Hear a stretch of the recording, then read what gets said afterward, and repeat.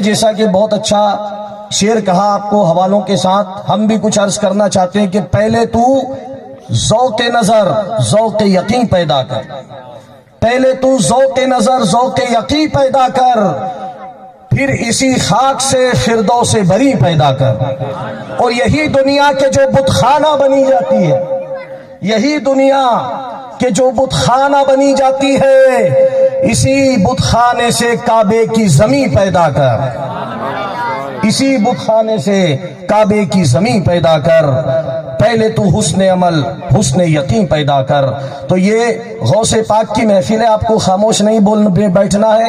غوث پاک کا نام اگر زندہ تو کیا مردے پہ پڑھ دیا جائے تو مردہ بھی زندہ ہو کر بول دیتا ہے، کہیے سبحان اللہ۔ سبحان اللہ۔ در در کی ٹھوکروں سے بچاتے ہیں غوث پاک، گرتا ہوں میں تو مجھ کو اٹھاتے ہیں غوث پاک، سبحان اللہ۔ گرتا ہوں میں تو مجھ کو اٹھاتے ہیں غوث پاک۔ محفل سجی ہے حضرت پیران پیر کی، بیٹھو ادب سے مومنو آتے ہیں غوث پاک، سبحان اللہ۔ بیٹھو ادب سے مومنو آتے ہیں غوث پاک۔ ارے محفل کا اندازہ لگایا جا سکتا ہے تو آج بھی بہت سارے مجمع ہو رہے ہیں، بڑی پبلک کو اکٹھا کر لینا، بڑے نیتا کو بلا لینا، یہ جلسے کی کامیابی نہیں ہوتی ہے۔ جلسے کی کامیابی تو یہ ہوتی ہے کہ وہاں پر جو پیغام دیا جا رہا ہے وہ پیغام کس درجے کا ہے، جو میسج دیا جا رہا ہے، جس محفل میں ذکر کیا جاتا ہے۔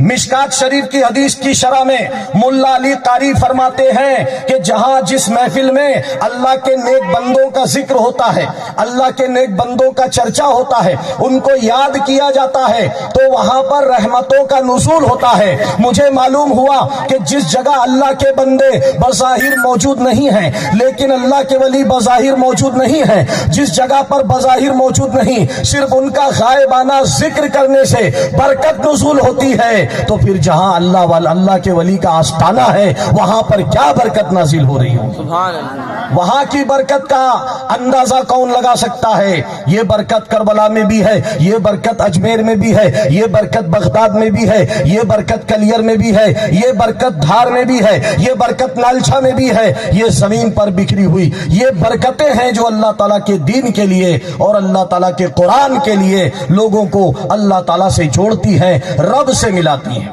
کہیے سبحان اللہ۔ سبحان اللہ۔ پیران پیر روشن ضمیر محبوب سبحانی کی 11ویں شریف آج ہم منا رہے ہیں۔ بہت سارے ذہنوں میں سوال ہوتا، بھائی یہ کیا ہے 11ویں کیا ہے؟ تو سن لو، سرکار غوث پاک رضی اللہ تعالیٰ عنہ کا فرمان ہے کہ میرے پاس اگر پوری دنیا کے خزانے بظاہر بھی آ جائیں تو میں سارے کے سارے ضرورت مندوں میں تقسیم کر دوں، بانٹ دوں لوگوں کے اندر۔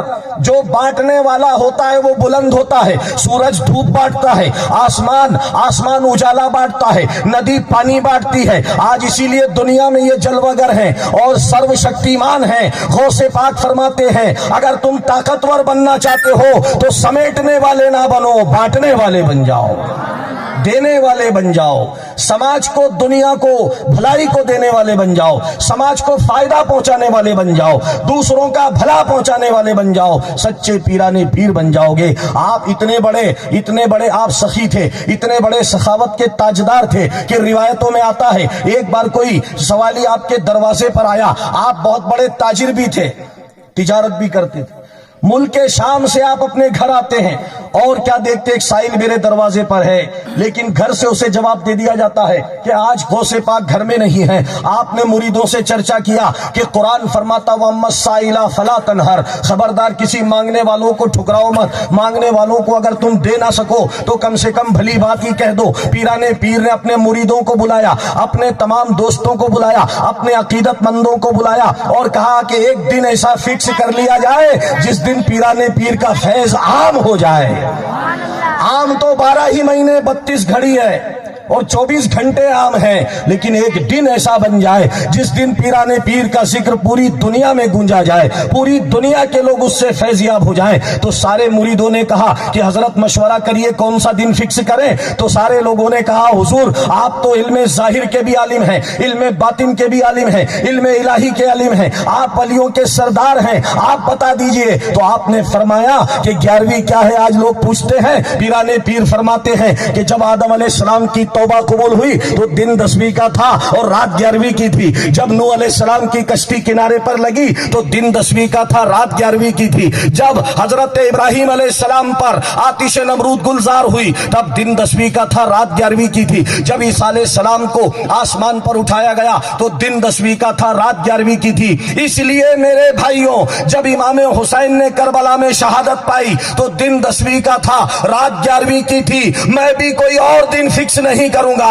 मैं भी दुनिया में 10वीं का और 11वीं का दिन मुकर्रर करूंगा ताकि बंदे मुझे याद कर ले, अल्लाह ताला को याद कर ले। सुभान अल्लाह। ये 10वीं और 11वीं का दिन इतना इंपॉर्टेंट है इस्लामिक हिस्ट्री में, इस्लामिक इतिहास में, कि दुनिया में कोई अंदाजा नहीं कर सकता।